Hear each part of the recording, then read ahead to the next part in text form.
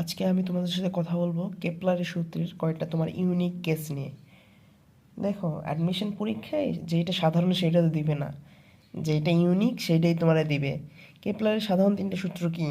প্রথম সে সূত্র সাপোজ তোমার উপবৃত্তাকার সূত্র, যেখানে তোমার সূর্যকে কেন্দ্র করে প্রত্যেকটা গ্রহ উপবৃত্তাকার পথে প্রদক্ষিণ করে। দ্বিতীয় সূত্র ক্ষেত্রফলের সূত্র। আর তৃতীয় সূত্র হলো সময়ের সূত্র।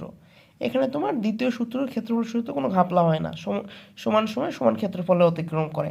এখন তোমার প্রথম সূত্রে আর তৃতীয় সূত্রের এগুলোর কিছু তোমার আলাদা কিছু নাম পাওয়া যায়, মানে সূত্রই মনে করো মানে একটা সূত্র বিভিন্ন তোমার নামে প্রকাশ করা যায়। এখানে তোমার সাপোজ ধরে একটা প্রশ্ন দিল, এই প্রশ্নটাই দেখো, কেপলারের কক্ষপথের আকার কেপলারের কোন সূত্রের মাধ্যমে তোমার প্রকাশ করে কিংবা জানা যায়। এখানে তোমার সাপোজের প্রথম সূত্র, দ্বিতীয় সূত্র, তৃতীয় সূত্র।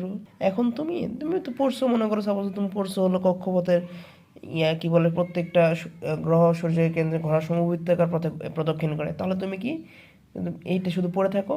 ও তুমি যদি একটা সূত্রের আলাদা না যদি নাম না জানো, তুমি সাপোজ ধরো কী দেখাবা তখন? তুমি দেখাবা হুট করে তুমি দেখাবা 1 এক নাম্বার, প্রথমটা দেখাই দেবে, কিন্তু তোমার একটা সঠিক উত্তর হলো তৃতীয় 3 নাম্বার। এখানে তোমার দেখো, কেপলারের তোমার প্রথম সূত্রের কয়েকটা নাম আছে। একটা হলো তোমার আকৃতির সূত্র, আকৃতির সূত্র, আকৃতির সূত্র, আকৃতির সূত্র। আর তোমার হলো তৃতীয় সূত্র হলো তোমার দৈর্ঘ্যের সূত্র,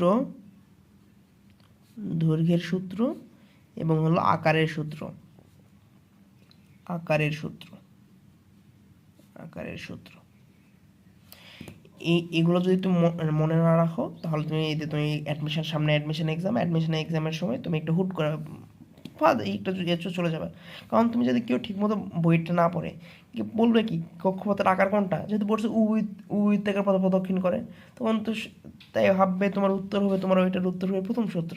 কিন্তু এখন কি কেপলারের তোমার তৃতীয় সূত্র যেটা, সেটা তোমার হলো দৈর্ঘ্যের সূত্র, আকারের সূত্র। প্রথমটা হলো তোমার আকৃতি, 3 নাম্বারটা হলো তোমার আকার। তাহলে এই তোমার কক্ষপথের আকার প্রকাশ পায় তৃতীয় সূত্রের মাধ্যমে।